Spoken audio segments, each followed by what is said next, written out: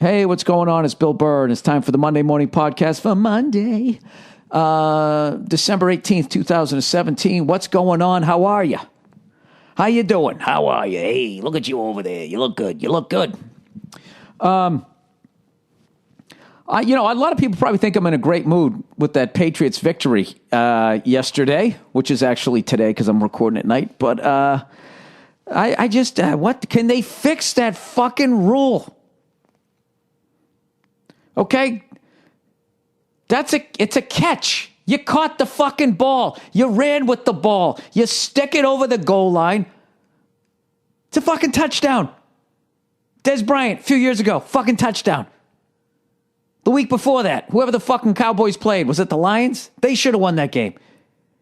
I don't fucking get it. I don't understand how that rule is supposed to make it less confusing. Nobody even touched the guy. He had control of the ball.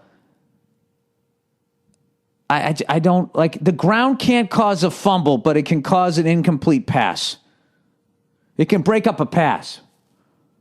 So, only if you're a receiver do you get fucked over by the ground. But if you're a running back, you're in the clear. Is that how it works? Did he make a football move? I'll tell you, that's going to be the last one. They're going to have to adjust it, that rule during the offseason. They have to fix it because that was for home field advantage throughout the playoffs. That was fucking huge. And it's a fucking amazing game. Amazing fucking game, right? I think we both can agree with that on both sides. And by the way, cunty-ass fucking Steeler fans, remember I'm saying this shit for when the pendulum swings your fucking way. All right? I hate when I hate those sports fans where if there's a bullshit call and it goes your way, oh no, I mean the rules are wrong. Rules are wrong. That's like that 50-year-old guy banging an 18-year-old going, what? It's legal. You know? Like there's no scumbaggery going on there. That I don't know. That whole fucking thing was just like, I'm trying to remember what happened at the end of the game. Okay, the game starts off great. I know I'm going to say the guy's fucking name wrong. I've been too fucking busy. But seeing Ryan Shazier, is that how you say Shazier? At the game, that was great to see. And he looked like he was in great spirits. And I was looking up like I don't know if you guys know this, but like paralysis is a major fucking like phobia. Like when people go, I don't want to be burned to death. Like my thing is just fucking laying there and not being able to move. I don't know. Like that just seems like the worst. I don't know, worse than fucking death. So to see that guy's getting feeling in his legs and that type of stuff was, I don't know, in some weird selfish way, it was like a relief to me. I probably should have thought of him first, but I'm a selfish cunt living in Hollywood. And that's why the good Lord's burning it down. No, that's even me. You know what it was? I actually felt great for the guy, but I grew up in such a fucked up part of the world that actually me saying something nice about him, I got weirded out. So then I had to be a dick throughout all of that. So anyways, what I'm trying to say is I'm really happy that guy looks like he's going to be okay. Okay? That's what I was trying to say. So it starts off with that. And then it's going to be another classic Patriots-Steeler battle, which it was. We missed an extra point. Is that going to come back to haunt us? There's no way this game could go into overtime. That's what I'm thinking. And then all of a sudden, dude, the Steelers had the fucking game won. Who's kidding who? And then their last two possessions before we went with the go-ahead score, they kind of fucking played a little alligator arm ball, right? Which allowed us to get back in it. Then Brady threw an interception, but the guy dropped it. Sorry, the guy drops the ball. This is what I can remember. The dude dropped the fucking ball. That was the end of the game. And then Tony Romo goes, you don't want to give Tom Brady a second chance. Was basically what I was saying. We go down the field, Brady to Gronk, Brady to Gronk, Brady to Gronk, Brady to Gronk, touchdown, 2-point conversion, Brady to Gronk, go fuck yourself. All right? That was like when Batman and Robin on the TV show would be stuck in a fucking trap, you know what I mean? And we ended the episode, what's next for the Cape Crusade? And all of a sudden they break out and they beat the fuck out of everybody, right? That was the football version of that. Okay, so then there's 50-something seconds left, and now I'm not feeling comfortable because they got fucking Big Ben, and they have this great field goal kicker, and I know that everybody's going to go into the fucking whatever the fuck they went into, whatever that defense is that makes everybody look like Joe Montana, including fucking Jimmy Garoppolo out there in San Francisco. I love how both quarterbacks. Who's the fucking guy in Tennessee? Is it Vinny Testaverde? Is he still playing? Mike Moriarty. What the fuck's... I can never remember his name. The kid from Oregon. He marches down the field. Go ahead, score. You know, against their fucking... Well, it's the end of the game, so now we don't play defense, so I guess the ratings increase? Is that what happens? Right? They go ahead and win. They go for the go-ahead score, and then fucking 49ers get the ball back, and they just march right down the goddamn field. The old right there, Fred. Anyways, so it was like 56 seconds left. What the fuck? Just don't let him get out of bounds. Give him the middle of the field. I guess that's what they try to do. And what do we do? What the fuck do we do? How many times is our defense going to do this to Tom Brady after he wins a fucking game? God knows we did it twice playing the Giants in the Super Bowl. Tom Terrific, as Paul Verzi calls him, goes down the fucking field for the go-ahead score. All the defense has to do is stop him. Sante Samuel drops the fucking ball. Anyways, I don't know what the fuck. Let me stay on this year here. So I don't know what this fucking defense is going to do. So for whatever fucking reason, Ben Roethlisberger fucking throws. What was it? A screen pass that goes for 69 fucking yards. It was like the guy. It was like all of a sudden we turned to like a third grade Pop Warner team. Two guys bump into each other, and the dude continues on down the fucking sideline. Now they're down at the 10-yard line, and all I'm thinking, well, at the very least, this is going to go into fucking overtime. Right? Ben goes back to pass, throws it to the fuck, was it a white dude? I don't even remember. Everything happened so fast. He caught the ball. He goes in. Touchdown. Right? Well, they're going to look to see if his knee's down. No, I think the ball moved a cunt hair.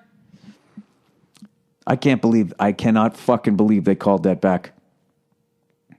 What more do you have to do to establish possession? He's got the ball. Is he supposed to stop with 10 seconds left and hold it up to the ref? This is a football. I have it in my hands. Try to run it in. The guy did exactly what the fuck he was supposed to do. He caught the ball, headed to the end zone, reached out, and scored. They took it away from him.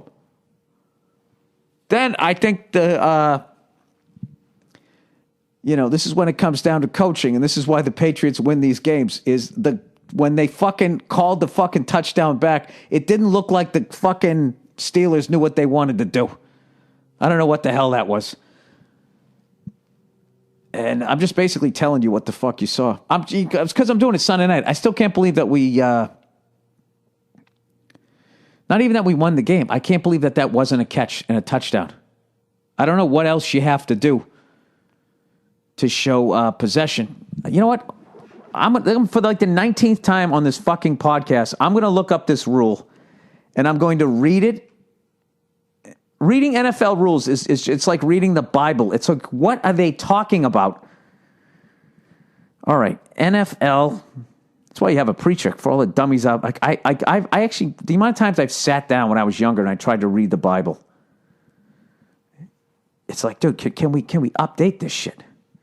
Can we put it into some language that I can understand? Because it might as well be in Latin. I don't know what anybody's talking about. Just know there's a lot of murder and incest in the beginning. It's just like, I don't want to see the end of this movie. All right, NFL rule.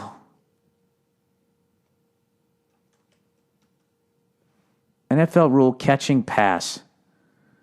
How many people completing a catch? Okay. What in the fuck do you have to do? All right, a player who makes a catch may advance the ball. I'm aware of that. A forward pass is complete by the offense or intercepted by the defense if a player who is inbounds, number one, secures control of the ball in his hands or arms prior to the ball touching the ground, which I felt that guy did. See, the thing is, you have to know what they consider securing the ball. I think he was supposed to hold it like an infant. And 2, touches the ground inbounds with both feet or with any part of his body other than his head. That was not applicable to this, all right? I mean, I guess it's applicable to every catch. There was no out-of-bounds issue here is what I'm saying. Number 3, maintains control of the ball after A and B have been fulfilled until he has the ball long enough to clearly become a runner. That's another weird thing. It's like he's running while he catches it. He's a runner the whole fucking play. What we mean is running in full possession of the ball after fulfilling the requirements of number 1 and number 2. A player has the ball long enough to become a runner when, after his second foot is on the ground, he is capable of avoiding or warding off impending contact of an opponent. And what if it's a bang-bang play? I guess then it's not a catch. Well, I guess they call that all the time. Okay. Tucking the ball away, turning upfield, or taking additional steps.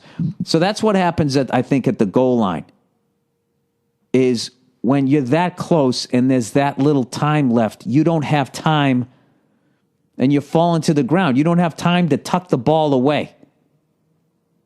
They have to put something here for this goal line shit or for some first down situations where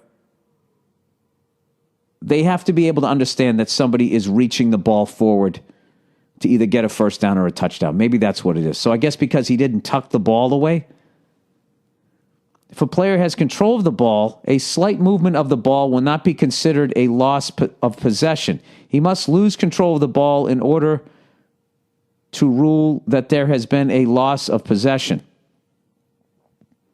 So he has to establish control and then lose control.